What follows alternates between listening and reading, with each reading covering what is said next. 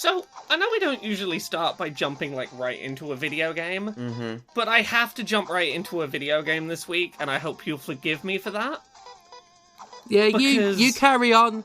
I'm just on my Playdate, so you get on Oh, with yeah, it. you're on your Playdate. Must be nice. Must be fucking nice. I tell you what, it isn't really. Carry on. Yeah, well, we'll leave you to it. We'll come back to you in your Playdate in a minute, I guess, then, for Stephanie's Playdate Corner or whatever. I have played a Nintendo-published first-party Nintendo Switch game this week. Oh, everybody want to switch? Yeah, I played Everybody 1-2 Switch. Which, reminder for anyone listening who doesn't know the history of this game. The summer of last year, there was a story on Fanbyte about a sequel to 1-2 Switch in development called Everybody 1-2 Switch. Oh, and real quick, pour one out for all of the Fanbyte writers who bit it in the last few weeks. This story, summer last year, fucking absolutely nailed some shit. Great work from, I think it was Imran Khan over there that did this. Yep. But the story was, hey, there's a 1-2 Switch sequel in the works, but they've been testing it with focus testers, and the game is, really fucking shit, and Nintendo did not know internally what to do with it. The report was it was meant to come out in early 2022, and by mid-2022 they were still going, we don't know what to do with it, and pushed it back another year. The leak was very accurate. It talked about, the host of it being a bipedal horseman wearing a rubber horse mask. Apparently he's a horse, because horse sounds kind of like the word host in lots of different languages. Yeah, apparently the words horse and host sound close enough to each other in lots of different languages that they wanted that to be a pun. Fair enough, I guess. Yeah. So I'm reading from the playtesting thing, and I feel like it's important. This is important background before I talk about having played this thing. So, a year ago, playtesting groups received the game. Feedback to the development team was brutal. The target audiences Nintendo was hoping to hit, families with children, found the games boring. Many didn't even want to play through entire rounds. In the bingo example, one player would use a Joy-Con to mime digging up a number before reading it off the TV screen, a process that playtesters reported as tedious. So yeah, basically, they didn't know what the fuck to do with this. There was arguments internally, apparently, about, can we even release it as a full-price release? Do we have to make it a budget thing to sneak it out? Skip forward to this week. I only knew that Everybody 1-2 Switch was out because there was a little thing on the home screen of my Switch that said, here's a new game that's out. This was 24 hours after the game had released, and I was like, I don't think I've seen anything advertising it's coming out, or any reviews. And I went and looked, 24 hours post-release, not a single critic review, and I'm like, oh shit, they did not give anyone this game in advance. So I played it, and here's what I will say. The Fanbyte article that says that playtesters didn't even want to play through one full round of this party game, they're not fucking lying. That was not an exaggeration, it is so fucking accurate. How do I explain Everybody 1-2 Switch? What if you tried to make a game like Jackbox?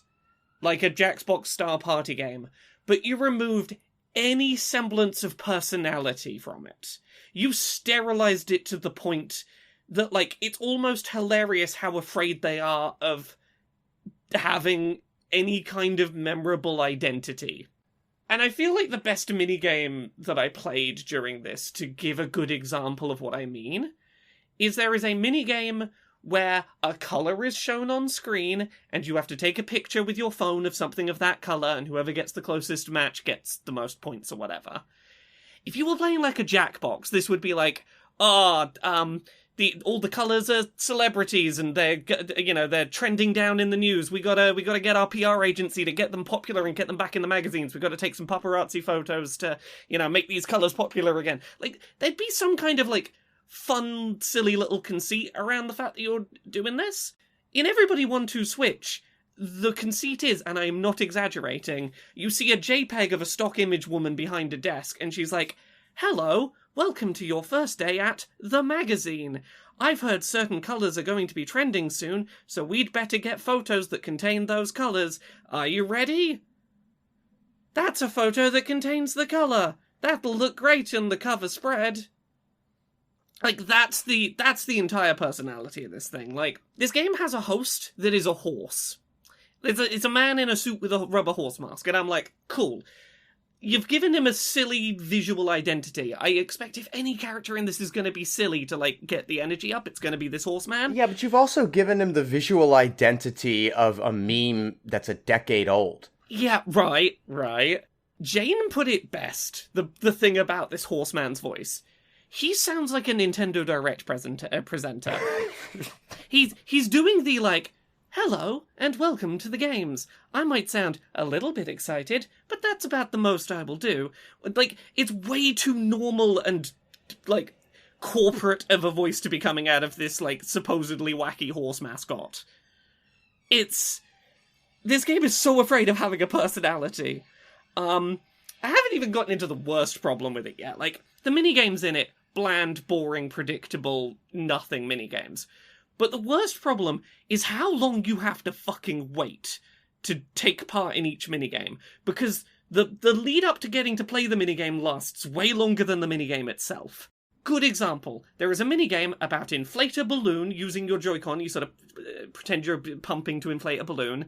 And, you know, make the biggest balloon without making it too big and it pops. You have to watch stock image live action people act out the minigame for like 15 seconds, like showing you what to do.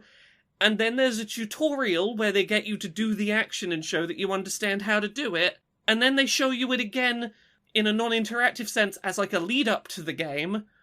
You don't need to be shown 3 times in a row, pump the thing like a pump to pump the balloon. And then the minigame lasts like 20 seconds and you pump the balloon and it's done. And then the horse is going, everybody, 1, 2, switch, at you again. It's so infuriating. I cannot express how much I cannot stand this game. It's bad. How much is it again? I think it's like 30 quid. Right. I'm just trying to work out if it is worth me bothering to review it once the 16 one goes up and I get Dark Descent published. Here is the thing I will say. You will have to get a second person to play it with you. There's no way to play it by yourself. And you will have to apologise to whatever second person you drag into this experience. That's fine. I apologise to Phoenix every day. This was such a bad time. Here is an example of something that happened while playing this. Me and Jane were playing it together, and we were like 40 minutes in, and we're like, okay, we played the Joy-Cons only mode once through, and we were playing the mobile phone half of it once through. And we realised, oh, there's enough points that, like, if I just, like, don't win this minigame, if I just, like, put my hands up, don't do anything, and let Jane win, she wins, and we can just get the fuck out of here. I can escape. We're done. Like, the last minigame, I think, had been a draw, so this was worth double points, and Jane would win if she won this. So I was like, cool, I'm gonna do nothing. I'm just gonna do nothing, and Jane will win.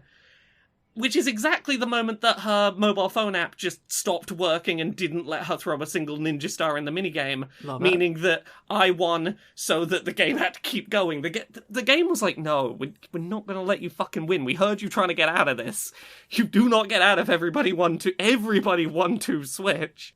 It's bad. Right. It's not even bad in a way that's fun. It's just, it drags itself out being They're the worst boring, ones. ill thought out.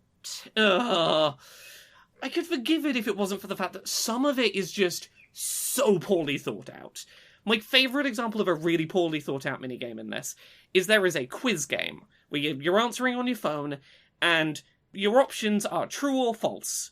So you see a question come up on screen and you click true or false as quick as you can to get points. Should be a really simple premise. And they managed to fuck it up and overcomplicate it, despite the questions being really simple. A lot of the questions are like, true or false, a triangle has how many sides? 3! Hit true. That's fine. It's boring, but it's fine. Where it gets confusing is when you start getting multiple choice questions when you only have yes or no, true or false to answer with. We had a question come up that was, true or false, which of these is closer to your eyes, your eyebrows or your eyelids? Wait, how is that a true or false question? Then it flashed up your eyes, and I guess what it was trying to go was, is it true that your eyes are true or false that your eyebrows are closer to your eyes? it asked to get a two options question and then threw one of the options up and you had to go, oh, we weren't picking an answer. We got a true or false, the one you showed us. Well, they're keeping you on your toes. That's that dynamic, energetic gameplay we've come to expect from everybody. It's confusing to give a question with two possible answers as a true or false fucking question. Wow. Yeah. Everybody 1-2 Switch isn't very good. I get that impression. Yeah, forgive me for, starting with video games. I know that's not the way we do things here on Podquisition. I mean, but... it's low-key disgusting, but yeah, you know what else is low-key disgusting? Everybody 1-2 Switch. Yeah, I understand that for sometimes for a higher cause, we have to do distasteful, even despicable things like start Podquisition with video game discussion. Yeah, well, look, here's the thing. I barely count that as video game discussion, but I barely count everybody 1-2 Switch as a fucking video game. You know what? Let me consult the almanac on that. Where are we? You're covered on that. You know what the most fun we had with everybody 1-2 Switch was? When you're playing the half of this where you use a phone as a controller, you can upload any photo you want to be a little profile picture in-game, and while Nintendo has tried very hard to, not let you type swear words in or whatever, they haven't done anything to stop you uploading a photo of your tits as your display picture. I'm in! I love showing them off. You haven't even heard the best part, Steph. There's little reactions you can do where a little hand will appear near your display picture to, clap or whatever. One of them... I don't know how to describe it. It looks like sort of a hand just squeezing, and you can make it look like the hand's just sort of squeezing your tit. Right, I'm getting this switch. Or you can do the crying emotion, and it just makes it look like there's liquid on your tits. That's the only fun we got out of it, was Jane working out, what silly things could we do with a tit picture. Right. I still had it packed up from a trip, which I do want to talk about before we get to other games. You want to talk about stuff? What do you want to talk about? Yeah, let me just get the tit grabbing game. Right. I did want to just thank everyone who turned up to my London debut. I was down south last Thursday to debut with Fist Club, a queer-operated wrestling promotion that is truly one of a kind in terms of what they do there. That is the loudest reaction I've ever been in front of. And I'm counting, doing panels at shows like Screw Attack and that, back when I was, actually famous. Smaller crowd than, say, the Screw Attack panel or that thing I did with Sessler. It's I've been in front of bigger wrestling crowds, in terms of sheer people. And I've always gotten a big reaction, but this was another level. I mean, look, that was a room that was primed to be excited for your presence, because for anyone who doesn't know, Fist Club, all you need to know about that evening of wrestling to get it is that the first tag team that came out involved a pair of people whose whole gimmick was, we are the cishet straight men who want to celebrate straight pride today. And here is our straight pride flag. They're portrayed by a pair of drag kings as well, I must say. Yes. They set that evening off on its tone. Yeah. Also, Conrad, I'm going to put an image in our group chat of the straight pride flag that me and Jane and Fee were responsible for bringing into the world. Yeah, they were commissioned by Fist Club to finish off the straight pride flag that they'd made for this tag team, who's called Big Dick Energy. Wow, Big Dick and Little Dick. That is, first of all, that's a great name. Holy shit. Amazing name. That is a perfect asshole straight man. And they have bulges. They have lovingly crafted bulges in their leotards. I'm so enamored by that, but this flag. Yes. It's a work of ghastly art, isn't it? It's amazing. I want to hang this in my house. Yeah. Right, I had a similar reaction. I was like, I hate that this thing exists. I'm disgusted by it. I kind of want to have it on my wall. It's the really minimalist vagina with the arrow pointing to it that says, "Here be dragons?" ? That I think really brings it all together. I'll tell you what I like most about that flag. Bringing you, Fee, and Jane there and doing that, thus making yourselves more useful than me, may have just redeemed me after turning up to the venue so late they cut me from my match. Which is a thing that happened. Well, you still got a hell of a fucking pop. We left hours ahead of Jane and Laura. And, like, listeners, Jane and Laura got together with us at the train station. We left hours ahead.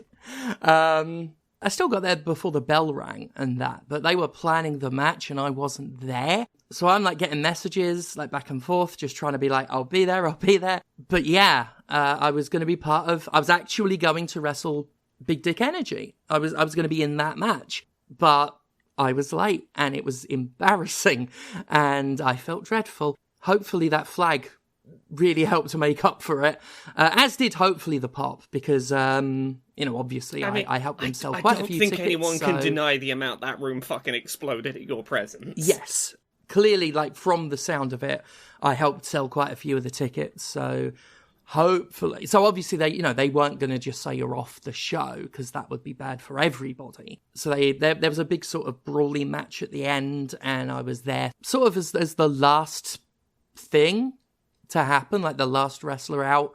So it looked almost deliberate, like it was a big sort of unveil at the end as I came out, and everyone was tired because everyone else had actually had matches. So nobody really wanted to do any bumping. I kind of made the most of it that I could out of my little arsenal. I was like, I can do a wheel kick, which I've got to stop doing in 16x16 rings because I'm not getting the run-up I need. It was more of a butt attack. It was a spinning butt kick is what it was.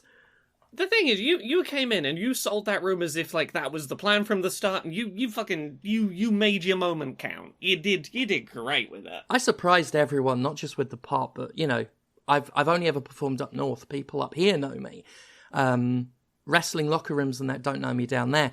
So up comes this like timid, socially anxious, on the verge of tears, almost mute by that point, autistic girl who was too afraid to talk to anyone or even suggest their own moves.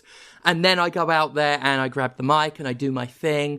Once I was done, one of the performers was just like, wow, you're different out there. So yeah, did the old elbow drop. So that was good because, like I said, no one really wanted to bump. So I just bumped myself by doing the corner elbow drop and all of that. That was good. Promo was really good. The Big Dick from Big Dick Energy clotheslined me in the chest and I screamed down my tits, which got a big laugh. It always does. Whenever that's my go-to now, is to scream either stop hitting me or ow my tits, and it gets over more than any move I could do. So that's good. What else was that? Yeah, met a lot of fans in that after. Met some friends. I've not seen them in like 20 years. The people I went to school with and shit turned up. My family didn't. Let's just get that out the fucking way. Thanks a lot. Well, that's why you have a wrestling family. My brother not even getting back to me about a message of like putting fucking roof over me head. Like, thank you, by the way, Laura, and extended to Jane as well for putting roof over my fucking head. Like I did arrange something near y'all, but I didn't make it to that place the first night because we got in at 3 a.m. You got to mind at like 4 a.m. in the rain, and it's like, yeah, no, don't go traipsing somewhere else. We'll find a space for you.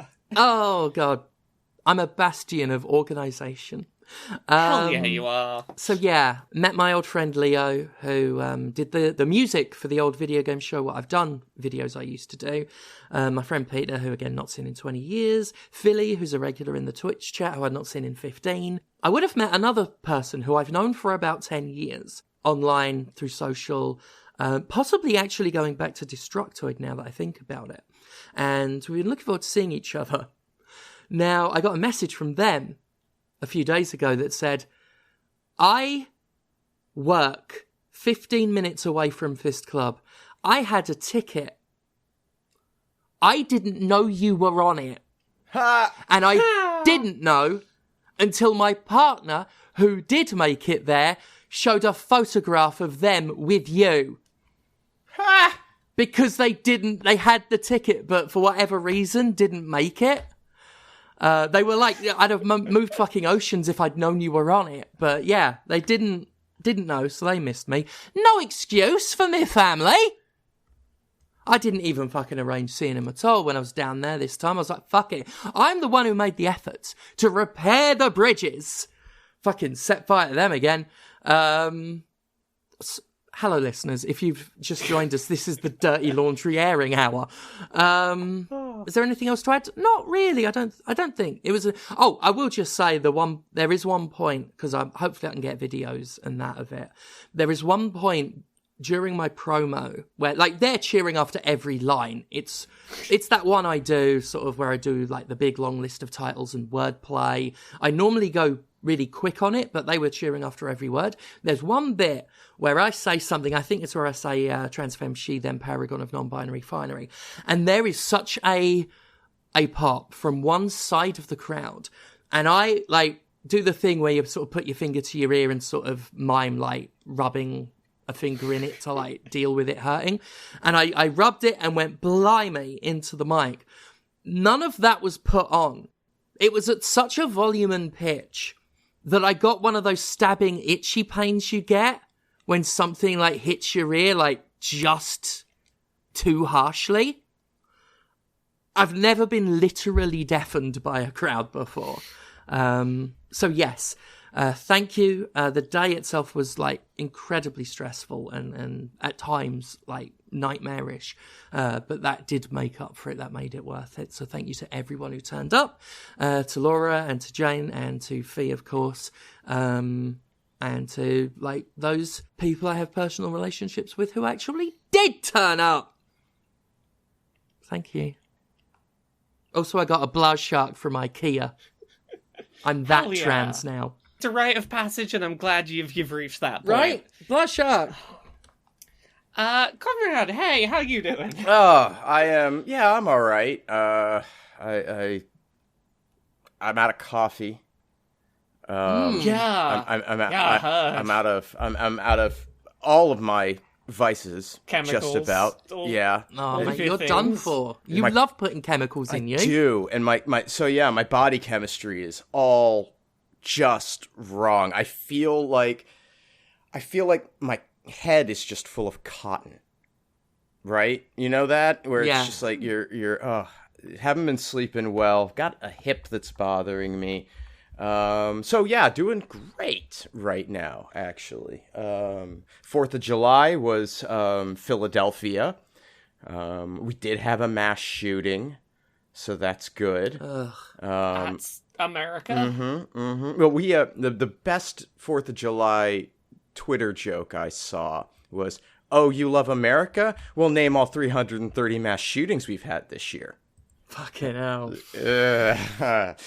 Oh, it's bleak. But I was watching YouTube on Monday, and I saw this video about a topic that I don't, particularly care about. Final Fantasy 16 was like sort of sort of the thing in it.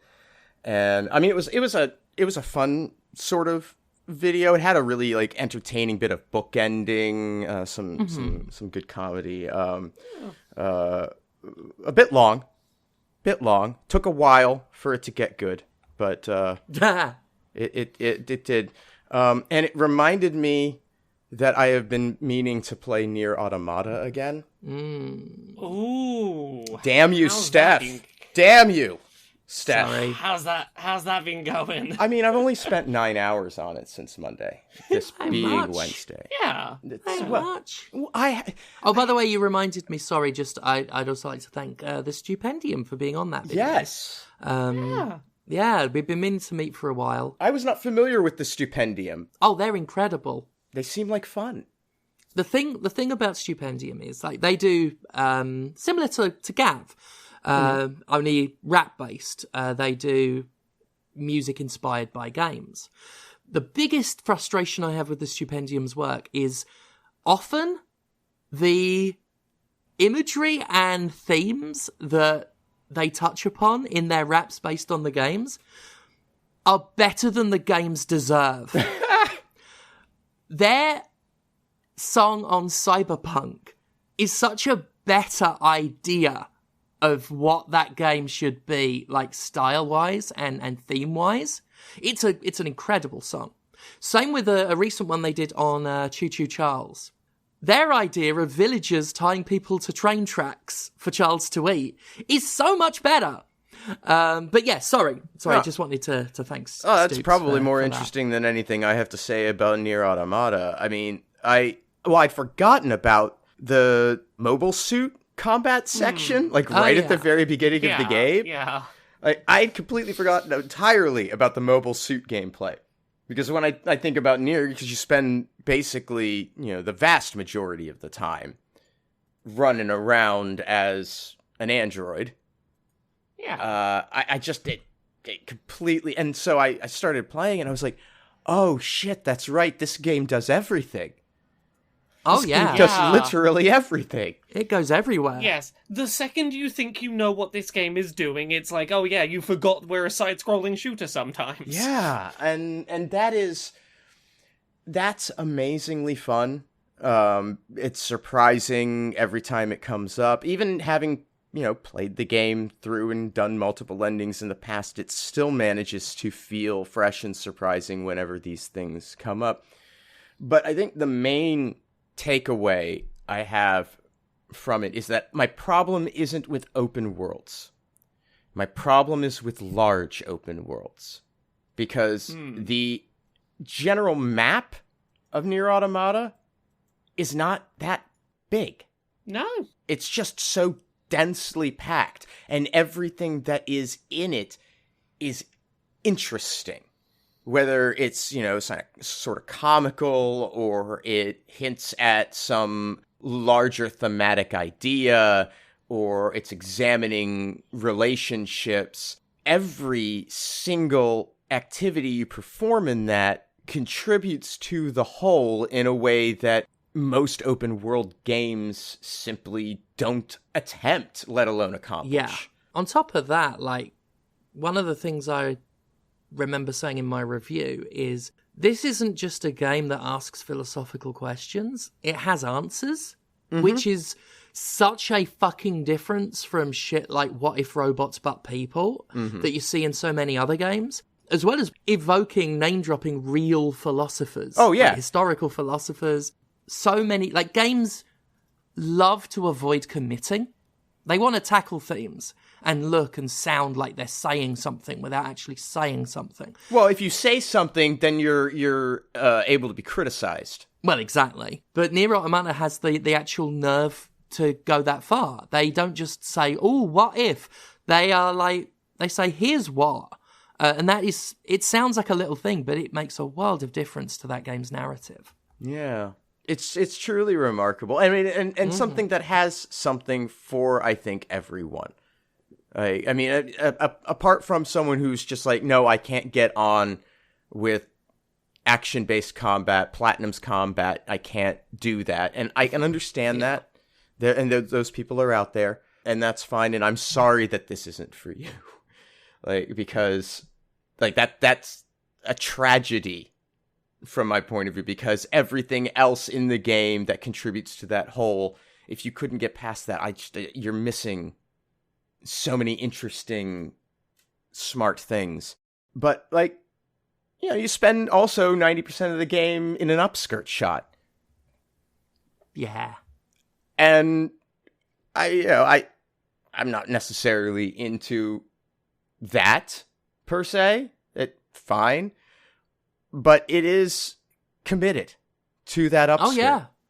Well, this is why games like NieR, you don't see them criticized the same way you see, Quiet in Metal Gear Solid 5 criticized. Because, the director's... I've brought this up before. The director's just honest about it. He doesn't, say, oh, you'll be ashamed of your words and deeds and come up with some shit excuse. You ask him, he's like, yeah, I like arses.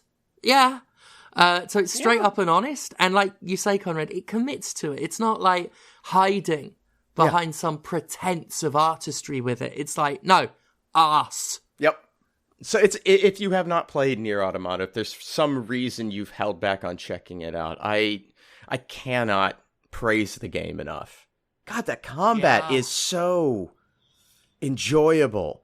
It's crisp. It has that chip system for modifying your character that is so flexible, and the fusing of the chips, it's all very straightforward. There's a fair amount of the content in it, but none of it is convoluted. It just comes together very quickly. It's like Armored Core, by contrast, is a royal fucking pain in the ass because it's basically stat sheets to figure out all of that stuff. Here, it's like, oh, can you fit this in? Here's a visual indicator of whether you can fit it in. Cool, do it, and you're moving on with your life. The characters are excellent.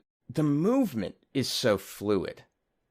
It feels good in my hands. It's like butter in my hands. Have you ever just held butter and squeezed it through your fingers and... No, just me? No, I've got, like, massive tits for that. Well, there you go. Yeah. Butter I just eat straight out the tub. I don't, but V's youngest has. I once caught him underneath a table, hunched over it like an actual goblin. It was amazing. Yeah, no, he just fucking loves his butter. I've never, like, respected a 3-year-old before, but I, like, looked at him and I was like, game recognized game. You're a complete fucking troll. Brilliant kid. But yeah, butter. Yeah, it's very, very, very good. And please play it. Yeah, soundtrack also incredible. There's not a bad track on it, and it all suits the mood of every environment that it's in, and that first time you go to the carnival, and you have that gorgeous music, this sudden flash of color after like a world that's kind of decayed, and robots that were all enemies not too long ago now dressed up like clowns, and families, like they're there as like mothers and fathers taking kids to the fair, like that whole sequence. That's the moment I really fell in love with that game. Because yeah, the presentation just on top of everything else is fucking sublime. Yeah. Yeah. God, I want to play it now. Thanks, Conrad. Yep. Yeah, that's vengeance for you. So, Steph, hey, your Playdate's finally showing up. Yeah. I was annoyed. Yeah. I was annoyed because it was due to arrive the very day I turned up in London and had my show. So that just felt like a real fucking, like, kick in the nadgers. But it actually turned out okay because it actually arrived the day I came back from London. Yeah. So it was waiting for me. The Playdate, after months of lamenting that it must be nice to have one.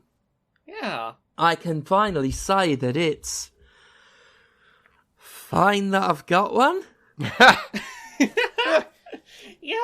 It's... Well, let me give you an idea of just how fucking Nintendo this thing is.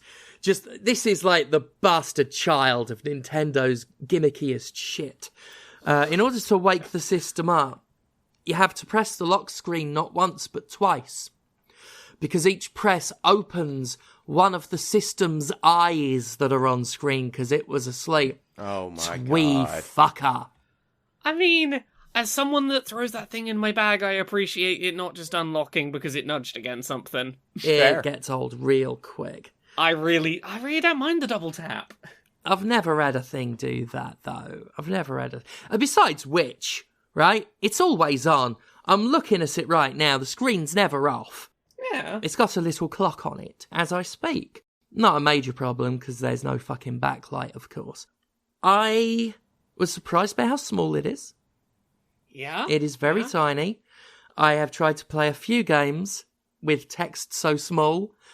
It's like playing fucking Dead Rising on a standard def TV like I did back when HD wasn't fully embraced and Capcom was like, fuck off. We ain't fixing that. So, yeah. It is, it's a cute little thing. I don't like how sharp its edges are. I had to, like, relearn how I hold handhelds. The corners are rounded, but the actual edges are, like, real fucking harsh, and it was digging into me. So I've had to hold it, like, a little differently to how I would normally hold something like this. The crank is cute. Again, hammering home the idea that this is a very sort of Nintendo mindset thing. A lot of the games I've played have had me thinking this would have played better and been more convenient if I would just be able to press a button to do what this fucking crank's doing. Several games already have just been like, fuck it, we're doing fishing. As you do. I've got 4 games so far that were released as part of the season.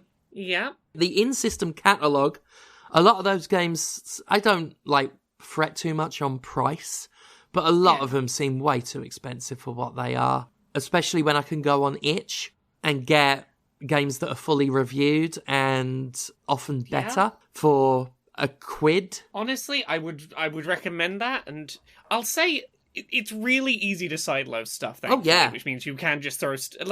there's so many free and cheap things on itch that I threw onto this that I had good fun with. Sideloading is my favourite thing about the system, actually. I like that whole download the files from itch, upload them to your Playdate account, and then they'll just be on the system, ready to download. That is cute. Yeah, they just download the way any other game in the season so that's would, cute. Which is nice. Let's see. Let's look at the games I've got. Water Wipeout. Hated it. You're not a fan? No, steering with the crank, trying to do that, I didn't like it. Casual Birder, which is cute, for sure. This is just sort of Pokemon, but going off and doing bird taking photos of birds, yeah. It's got a cute little sense of humour and everything, and I like the idea, but the fact that some of these birds can move quite quick, and I've got to not only use the very clacky D-pad to move the camera, but then focus with the crank. And if they're moving about, knowing at which range to focus, it's just a lot. And I found it kind of frustrating to get some of the birds. So I've not gone back to it. Boogie Loops. Boogie Loops is the worst thing in Season 1. I don't fucking understand what's happening. Same. See, it is the dud of Season 1. Yeah, what is it? It's meant to be a very basic music sequencing program that then, when you've laid the notes down for it to make music, some little characters dance along to the music you made. Fucking hell. Not good. It is the one thing in Season 1 where I'm like, I see no real redeeming qualities, and I don't know why they made this part of Season 1. Yeah, because there's nothing descriptive on the Playdate itself. Yeah. And I didn't bother looking it up. I could not understand what was happening. I didn't even know it wasn't a proper game. I didn't know it was some fucking music sequencer thing. I was like, is this a rhythm game? Is there a puzzle here? No, what it's trying to be, and I'm reading through the description for reading from their words what they want this to be. The idea is they wanted it to be like Mario Paint's music making section, but that once you had made the music, you could choreograph dances, and then the little pizza slice with arms would dance to the music you'd made. And it just doesn't land. Yeah, not just good. Doesn't land. Not good. The other one, the last one, is the one that I guess the closest you get to calling something on this a system seller. It was the one. Yeah. A Crank in Time. It is definitely the first. Yeah, Crankin's time travel adventure is definitely the first hit of Season 1. Yeah, did I just make up a name? It's not called a Crank in Time. So the game is called Crankin's Time Travel Adventure, but it also does call it something different on the title screen. Right. And maybe it's whatever you said might be what it's called. It has 2 different titles, and that is a bit confusing. Yeah, in any case, it's the Tin Man from a Tin Man from Wizard of Oz looking fella who is trying to get to a date. Laura's described this. You've described this on Podquisition, where you sort of speed up time by cranking back and forth or reversing it. And there are various obstacles that are not affected by that. So you use the speeding up and stopping and everything to move the character to avoid the obstacles. He stops to sniff flowers, and that ducks so that butterflies can go over his head, and you avoid them. I love the idea. I like the implementation in terms of fundamentals. Yeah. I have been incredibly frustrated by, the precision that some of this stuff needs. Yes. Occasionally, the window of safe frames you can be in is quite tight. Yeah, and you don't get a lot of time to get there. The paper planes where you hang and the character's body segments a bit to let the planes go through. Yes. There is like one frame. I swear it's one frame. Yes. That is specifically the thing I was thinking about, is hanging off that bar. And thankfully that is not a mechanic that sticks around for too many levels, but like it's the one point of frustration I had was the precision. So the thing I eventually worked out is I think there is a different window of frames in which you're safe on the way up to the bar and on the way down from the bar. And working out which one of those has the bigger, like, the longer animation of you, like, splitting apart further was a point of frustration. Yeah, but, like, I mean, it's a shame, because that was one of the most playable games on this thing that I've tried, and it put me off. It makes the most sensible use of the crank. Like, it feels so far of the stuff you've got there, like, oh yeah, this justifies using this as an input method. Yeah, they actually had a clever use for the crank. Yeah. I've gotten as far as the pig, and I don't know what to do, and I got really fucking annoyed with it and stopped. Pigs. Oh, you've got to be jumping off of a picnic table, I think? I didn't see a pig. I might be wrong. I think there's a picnic table you could be leaping off of. Oh. You might have to run backward. Like, are the pigs running towards you? Yeah, from the the front? only thing that was between me and the pigs were more flowers. So don't run forward to a thing. I think you've got to run backwards, like backing away from the pigs. And I think there is something behind you that you went past earlier in the level. I backed up all the way into the house again. I'll give it another look. I'll give it another look. Yeah, this is me trying to remember this off of having not played that level in a bit. But... Yeah. Oops, hang on, got to wake it up again, got to open its eyes. I'll go through the others sort of real quickly. I've not tried Real Steel or Recommendation Dog yet. Those were the free ones on the catalogue. Oh, yeah. I tried a little adventure game called Island, which is an hour long, doesn't save progress, you're meant to do it in one sitting. Despite that, I got bored enough to stop partway through. Coin Germs, I saw, I think it was Eurogamer that ranted and raved about this. It's a sort of multi-tiered screen of platforms with coins that appear and a little thing at the bottom that shoots germs up in the air. The map sort of looks like the original Mario Brothers or Mappy or something like that, or Woe Dave, and you like go up and down collecting coins, and there's a time limit, and it says, well done, you collected this many coins this time, and it just does it again with different configurations of ladders and holes that you can drop down from. Really boring. I don't know why it was raved about that much. I've not tried Pulpmon yet, which is a sort of like digestible Pokemon thing. Core Fault. Oh, Core Fault. I got this one because it was developed by Squid God, who did the one Playdate game that I have like played to any engrossed degree. Yeah. So this is your little Vampire Survivors-esque thing with your little mining droid? It's a survivor game where you use the crank to steer the thing around and it's always moving. And you kind of get used to the crank. Kind of. It's responsive enough to where it's not egregious. What baffles me about this game is how bad the weapons are. There's not one single projectile weapon that works like normally. There's one that shoots a bunch of bullets behind you, or one that shoots one really slow one in front of you. So that just wants you to steer into the enemies that are already like increasingly hard to avoid. Everything else is like a short range thing that needs you to get super close. And admittedly, this got a bit better after I put on some permanent upgrades, because weapons are upgraded not during play, but permanently. So once I leveled up the shock prod thing to actually like fire off at a decent clip and be a bit wider, so I didn't have to get so close to enemies, it was a bit better. But that's the only weapon I like.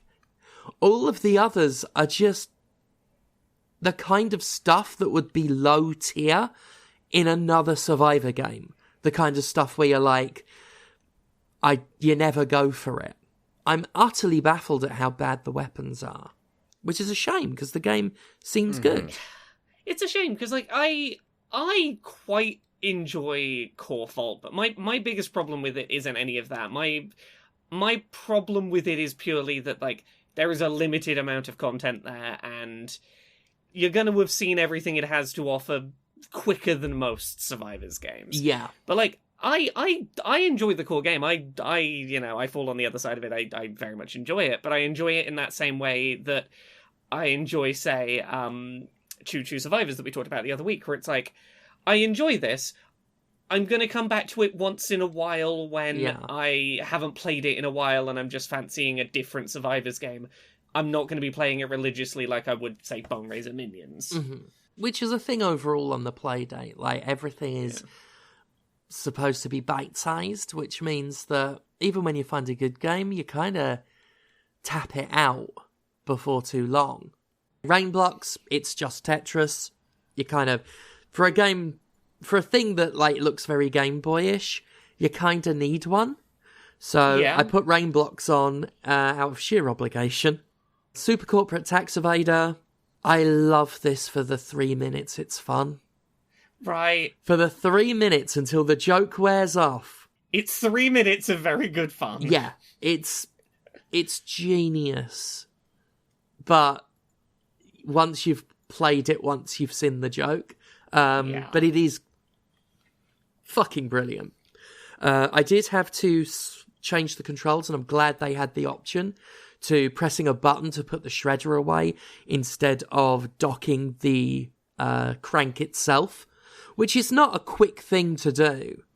Well, see, that's kind of why I liked playing it with the having to dock the crank in mechanic. For me, the fumble was part of what I enjoyed about it. Was the I didn't like that. God, got to get it in the precise little hole real quick. I have sex for that. I don't need this. Where are we? There was one other one. Oh well, I also played one called Tochi, which was a sort of dungeon crawling one. Pretty decent, pretty hard. It's sort of set out like an old school roguelike type of thing. It's okay. And then the one I've actually played a lot of is Pocket Pets. Pocket Pets is done by Squid God, who co-developed Core Fault. It's a Tamagotchi. Now, I love me a virtual pet. And because, again, it's Playdate, so it's like a stripped-down Tamagotchi. You can feed it, you can use the crank to pet it. But you see other little things it does, because it's got little stripped-down versions of everything else as well. Not everything, but other stuff. There's like a fishing minigame, which is actually a really shit one. You just have the line in the water. When it bobs, you just crank, and that's it. There's no like challenge or anything to it. There is a farming element where you spend money that you earn fishing or doing the other thing that I'll talk about in a second to add to little plots, and then you pop seeds in them and you grow the food that you feed to your pet, which can evolve into different animals based on its hunger level when it evolves. But there's no information anywhere as to what level I need to get the shrimp. So I've ended up with some sort of bird that will either evolve into a crow or a chicken. I'm hoping for chicken, but I don't know what. But what really is keeping me on this is there is a battle system, and it's Mega Man Battle Network. There is a little square, a little grid that your animal's on, and you move it around, and there is a 3-square column that the monsters are on, and they go up and down. And the last several vegetables that you fed to your animal are your weapons, and you plant them in the grid. And they've got varying times to grow and different behaviours, like the pumpkin will hit for moderate damage every square in the monster column. The eggplant, or I think it's an eggplant, will just hit whatever square is on the same row as you. There are ones that heal and stuff like that. And the monsters have different movement patterns and attack patterns. And yeah, like Mega Man Battle Network. But you're also growing and using plants as weapons. I found that really addictive. I found that really compelling. And It's good enough to where it gets me earning money to buy more seeds, to plant more stuff, to feed my animal, which will evolve based on the XP it gets in the battles. It's really well made. For something that is just Tamagotchi. It's got better fucking minigames than actual Tamagotchis do. Like, even that recent Tamagotchi I got at the beginning of the year, the minigames were, like, real stupid throwaway shit. This is better than all of the minigames on a Tamagotchi combined. And it's certainly kept me, like, invested for longer than any of those. Again, combined. So far, Pocket Pets is the one Playdate game that I am going back to the system for. One thing I will say about Season 1's Playdate stuff, I don't think they did the best of jobs with the order they put stuff on here. Because I think there are, as this season goes on, more frequently more compelling things to experience. And specifically, I think the thing that's sort of really missing from those like first couple of weeks of making that good first impression is stuff that is both in depth in terms of like the amount of time you're going to be investing into like really getting into it, while also not being too gimmicky about how it uses the crank.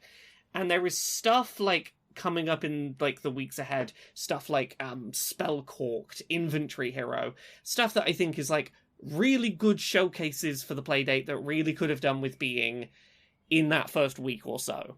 But I think that like you will probably have a better experience like as the like next week. I'm having a look at what you've got coming up next week.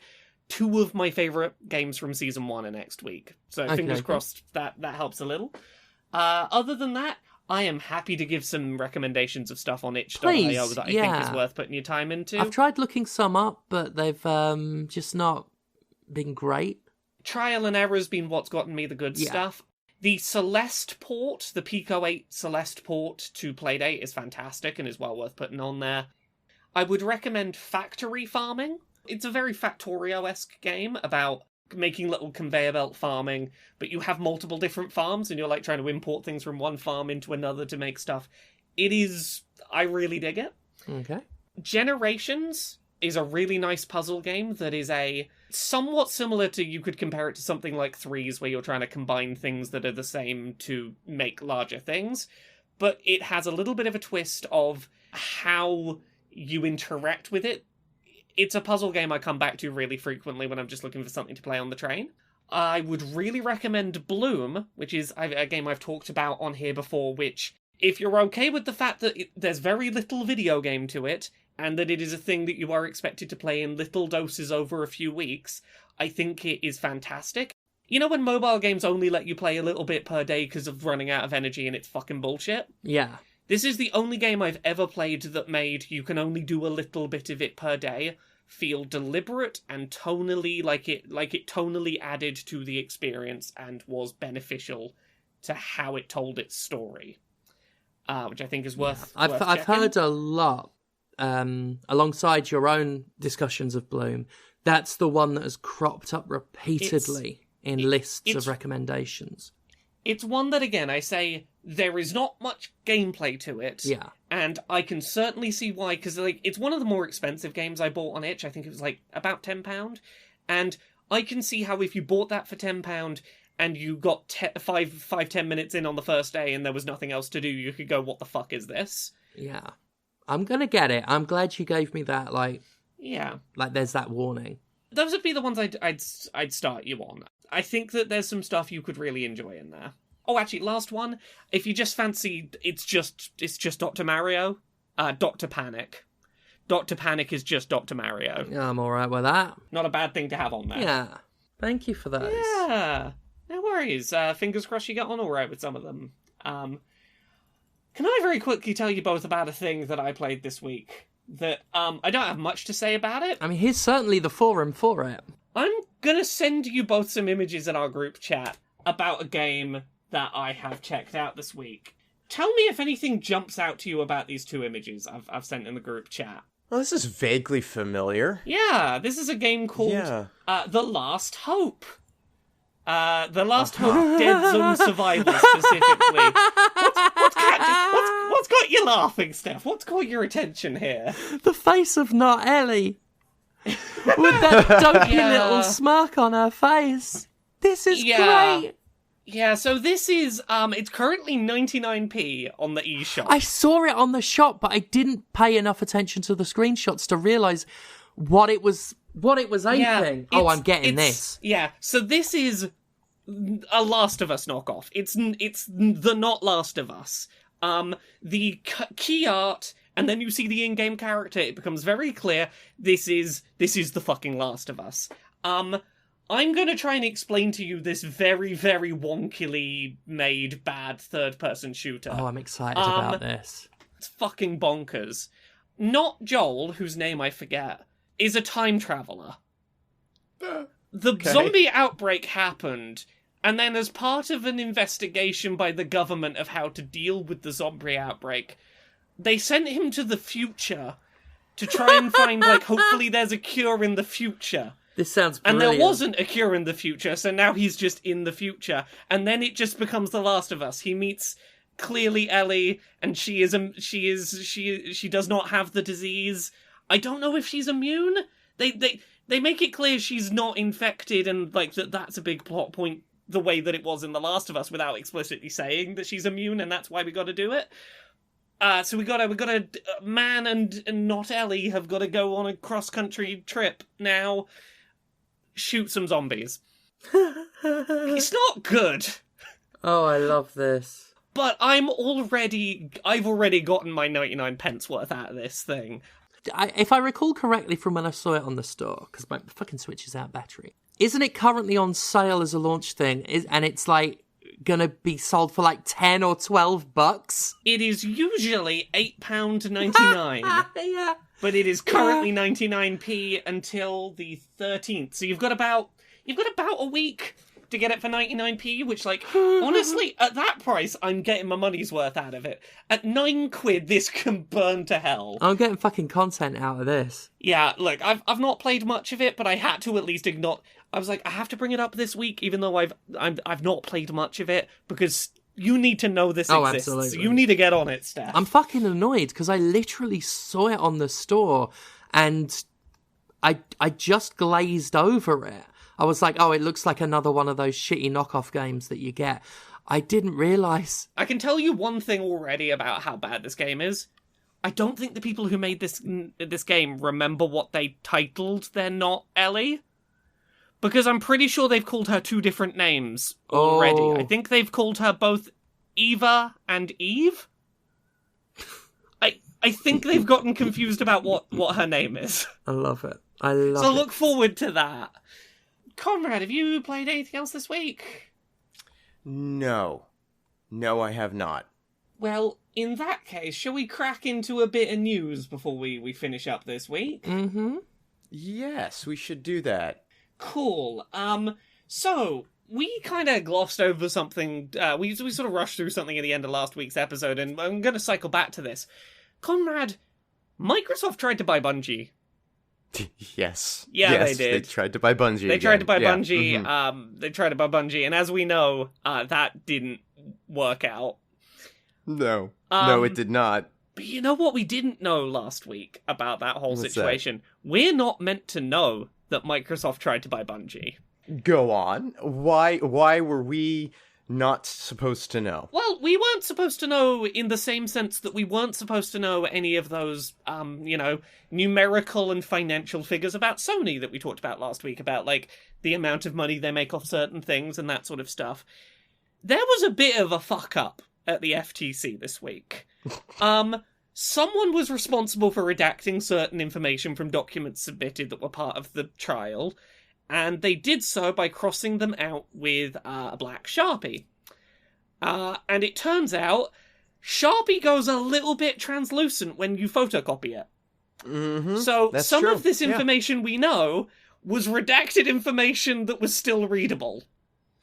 So we're not meant to know that Microsoft tried to buy Bungie. And that didn't go ahead for him. Okay, so I mean, so many questions. Yeah, right. So many questions. Okay, so they're manually doing this with Sharpie. Yeah, someone at the FTC was manually doing this with Sharpie. when we have computers, Yeah. and they have the capability to do this just as easily. We do have an example somewhere in the topic list of what it happens to look like. There is a thing in the topic list that says demonstration of Sharpie redaction issue that led to us seeing secret info. Yeah, you can just look at it and read through it. It's kind of fucking wild. There is no explanation Amazing. as to how this happened. But the court tried to remove the affected exhibits from the case, but too little too late. It's out there now. Yeah, you already put them out. It's Yeah. So, on top of that, we didn't know this last week. We got another studio to add on the Microsoft tried to buy blank list. I don't think we talked about this last week. Microsoft considered trying to buy out Square Enix. Huh. Yeah. This was floated around in 2019. They basically were like, hey, we would really like to own Final Fantasy, Dragon Quest, and Kingdom Hearts. That would help Xbox sell okay in Japan. Well, let me tell you something. If Square Enix wants to continue to pursue this NFT track that they are on, Microsoft probably be able to pick them up for a song in a few years. I don't know if you've been paying any attention, but over the last couple of weeks, like, the Bored Apes have lost 25% of their value. Oh, good. And this is the best part. I love this. Oh my god, this is so delicious. A loan industry cropped up for people to borrow Ethereum using their NFTs as collateral, with the agreement being that because these are volatile assets, should the value of the NFT drop too low, they can liquidate it to try and get back their money. So banks are auctioning off people's Bored Apes because they collateralized them. And now people on Twitter are like, oh my god, my Bored Apes are going liquidated. No. It is, it's so funny. It's so funny. Anyway, I didn't mean to sidetrack us from that. No, that is a beautiful sidetrack that I'm glad I know about. It's real good. The only other thing we got out of that Microsoft wanted to acquire Square Enix thing, and again, this doesn't look great for them in the FTC hearing, is one of the things that was discussed was that, while they might release some, Square Enix stuff multi-platform after this went ahead, even if they did so, future Square Enix games would preference Project Scarlet, which is the current gen of Xbox consoles, regardless of the knowledge that doing so would cannibalize some sales. Which is not a thing they want on the record, that like, in 2019 they were going, yeah, we'll make games better on Xbox, even though that'll, hurt sales a bit, so that we look better. That is explicitly the thing that Sony is going, hey, what if you did that? That'd be bad for us if you did that. Mm-hmm. Yeah, that's pretty damning. Yeah, it's not great for them. It doesn't help them. We also... So look, this is just a silly little story. Microsoft's lawyer clearly had some wires crossed at some point during the FTC hearing, because he stated that The Elder Scrolls 16 will be releasing in 2026. But they better get a move on. Yeah, they got quite a few Elder Scrolls to get out. Yeah, clearly he was a... Well, Final Fantasy 16 just came out. I'm sure he's been playing a lot of that and just mixed up some numbers. So, people have assumed that what he meant was Elder Scrolls 6, which has been announced, is coming out in 2026. But then Microsoft was like, no, Elder Scrolls 6 is definitely not coming out in 2026. It's like 5 years minimum away. Don't fucking tell people it's 2026. And he tried to explain what he had said, and he just made things more confusing. I'm gonna try and clarify this. I'm gonna try and read his statement. When you were asking about ZeniMax and asked the FTC lawyer to find a game that was most similar to Xbox, he mentioned Elder Scrolls. there are 2 Elder Scrolls games. One is called Elder Scrolls Online. That is a multiplayer game. It is on PlayStation today.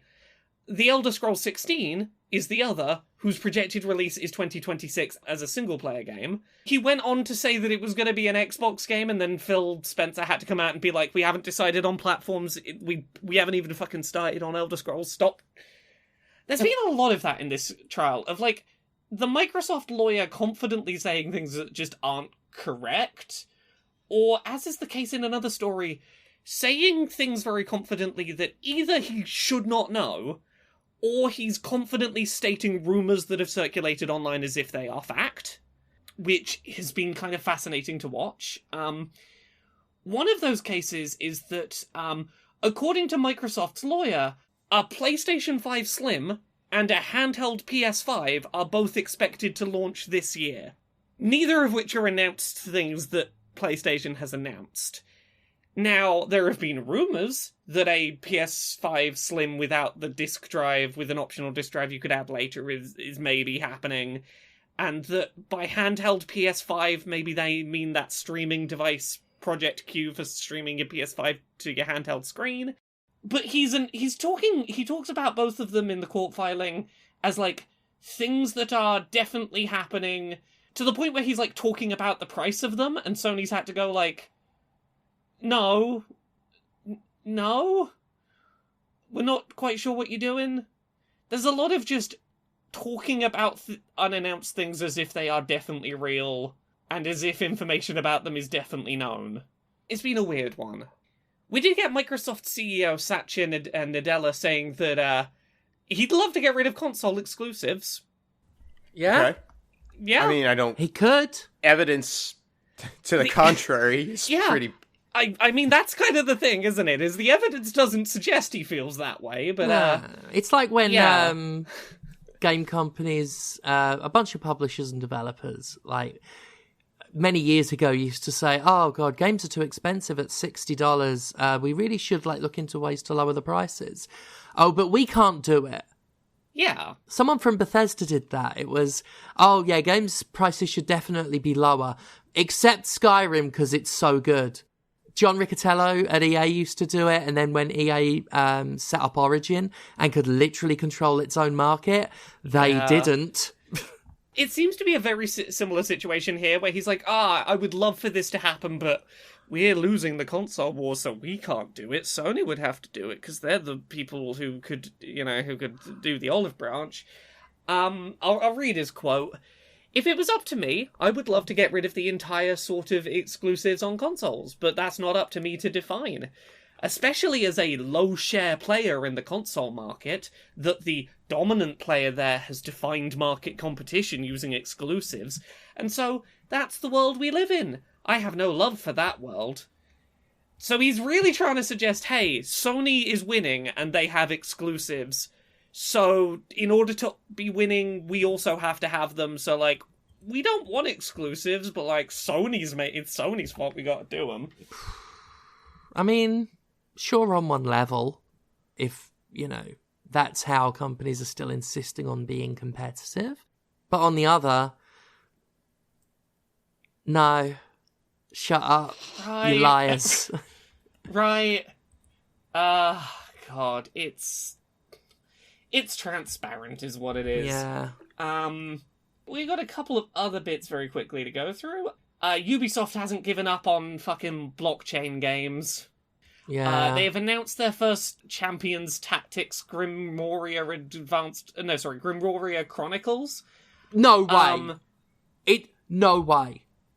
Is that what it's called? It's called Champions Tactics Grimoria Chronicles. That is a parody name, surely. That is word salad. It's not just a word salad. It is all of the generic names for games on mobile stores all mashed together. Yeah, it is Champions Tactics Grimoria Chronicles. The Chronicles is what sells it. Right. The amount of games, all it needs is Clash in there somewhere. Clash, yeah, if it had Clash, it would be chef's kiss levels of parody.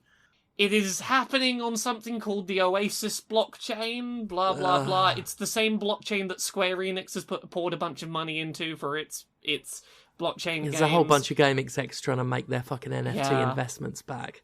Yeah, so this is the blockchain that has been like poured money into by Bandai Namco, Sega, Ubisoft, and Square Enix. They describe the game as PvP tactical RPG experimental. Those are words. Did fucking Yves Chaumont just like drag his dick across a typewriter or something? It's like an Ubisoft executive saw a typewriter and thought, oh, we haven't sexually harassed that yet. Also, Niantic. You know how we've only really talked about them recently when they do, like, bullshit that turns even their most, like, supportant players away from their most popular games? Yeah, Niantic's laying off 230 staff, around a quarter of the company, and has cancelled their upcoming Marvel game, and is closing their NBA branded game, and is closing down their LA development studio. Basically everything that isn't Pokemon Go is kind of getting shuttered. The person from Niantic explained this as like, oh, there's been a decline in spending post-COVID and increasingly complex AR game market and blah, blah, blah. No, as someone who used to play your games, Niantic, who used to occasionally give you money because, like, I didn't feel pressured to, you took a thing that was successful and you ratcheted up you turned the dial up to 11 on monetization to the point that people went, nah, I'm out.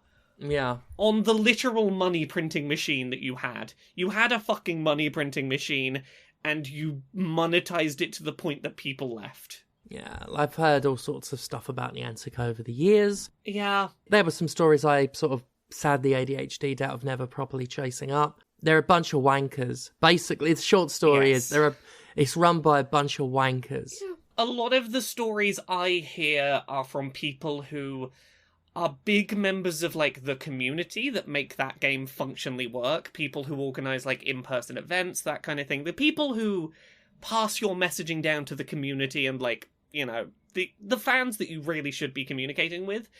Niantic having a very fuck you, you don't know what you're on about relationship with them. Yeah. And these fans that they have very explicitly brought in to go, what is the community enjoying? What are they not? What could we be doing better? Anytime that any kind of recommendation is made to be like, these are the problems that are, like, pushing people away from the game, Niantic goes, you don't know what you're talking about, fuck off. And that antagonism has just grown and really hurt that game's community. Yeah. So, that's what that is. And the last one we got this week, is a story that, like, almost starts as a company having a backbone and then kind of backpedals itself a bit. So we've talked a few times about Roblox and how that game is pretty terrible for children. In terms of, like, monetization, in terms of not properly safeguarding young players, in terms of, like, monetizing the work of children and not properly compensating them. Shit like that. So Roblox isn't available on PlayStation because PlayStation's Jim Ryan apparently was like, hey, we have concerns about this game being dangerous to children. This came out of the FTC stuff with Microsoft. There is a document in which Jim Ryan discussed, you know, Roblox not being on Sony consoles. I'll read his words here. Historically, because of the large number of children that play on PlayStation, we've been very careful with regards to opening them up to anything that could potentially exploit them. Which is like, yeah, this all sounds great. Yeah. Then, he continues, over the last couple of years, however, we've reviewed those policies and relaxed a little on this. Oh, dear. We've been conservative for too long, and now we're currently engaging with people at Roblox. We hope that this situation will change. So yeah, Jim Ryan recognised that Roblox was, like, dangerous for kids, and he's gone, yeah, we've been a bit too harsh, though. I'll throw it on there. Yeah, we're allowed a little bit of child endangerment as a treat. Yeah. Fucking So that's hell. just some, like, really bold-faced backpedaling happening, so yeah. Amazing. It's honestly kind of fascinating seeing how much of this behind-the-doors transparency we are getting out of this court case. If nothing else, it is interesting to see how just transparent these people will be when they don't think people are looking. Yeah. Mm-hmm. Yeah. Yeah. Well, I have one more thing. Oh, what do you to got? bring, because this popped up yesterday, and it is it's somewhat related. If you are in the Los Angeles area right now, be on the lookout for Yoko Taro's email mask. The what? Because he lost it. Oh. He was out drinking. He was in town for Anime Oh, Expo. shit. He was out drinking, and I'm going to send you... He had to run out and get a replacement mask from a costume shop. Cost him $150. Oh, God, I'm looking at the replacement mask. It is a horrifying leprechaun mask that he believes may be haunted by the spirit of a grandmother or cousin of somebody who owned the shop. He had to negotiate with them to get it. Oh my God. And it's just this horrific leprechaun. Oh, my God. Yeah. Man, it's amazing. It's absolutely amazing. So, quite something. Emil is somewhere in LA. They went out drinking the night before he was supposed to do a panel, and they lost it. I don't know, why would you bring the mask with you to go drinking, but... To be specific, he didn't. He says he's not to blame for losing it. No, the producer. Yeah. Yes, this TV producer, they were sharing drinks, and the TV producer lost the mask. Yes. And I get it. Like, if your else. whole thing is never having your face visible, I get it, but... Oh, sure. Ah. Oh, boy. Yeah. So there's something fun. There's something fun for you to enjoy. Go look at that photo of Yoko Taro with this hideous leprechaun mask. I am horrified by it. I didn't think the email mask could get creepier. And here we are. I don't like that there is a crease underneath the nose that could be a mouth, but then below that is a mouth. It's the hair on the bottom, like the beard that it has. That, None of it's good. Nothing's good here. I hope he finds his mask, because this can't be his future. This cannot continue. Yeah, I suspect they'll get a replacement pretty soon. Oh, I hope so. I need so. There we go. We did it. So you need that, Laura. Yeah. What our listeners need to know is the stuff you've done that they can look at and read and hear and see and experience. Well, that stuff you can find at Laura K. Buzz pretty much everywhere. I got that good consistent branding. Laura K. Buzz on Twitter, Twitch, YouTube, TikTok, Patreon, that's the one that pays the bills. Blue Sky, Mastodon, I'm in all the places. I did a video this week that I'm pretty proud of, and I hope people check out, about Tears of the Kingdom and its relationship to the that opening phrase from the original Legend of Zelda, It's Dangerous to Go Alone. It's like 20 minutes long, and I'm really happy with it. Go check that out over on YouTube. Other than that, hey, reminder, in October I got a book coming out, Stories of Autistic Joy. That's October 19th. It'll be here before you know it.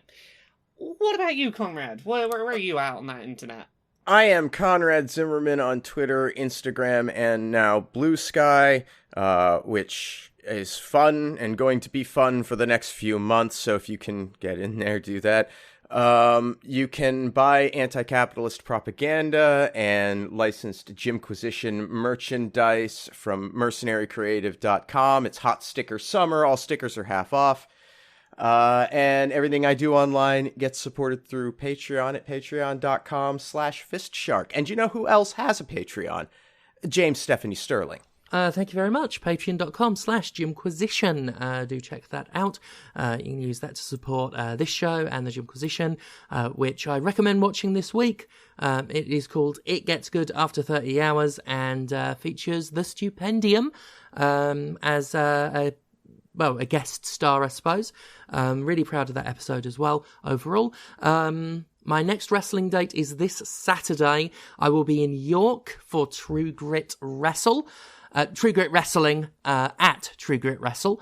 Check them out. The next night, I'll be in Manchester at the Head Bar for an evening with Commander Sterling. That's part of Mark Adams' Evening With shows that he does there.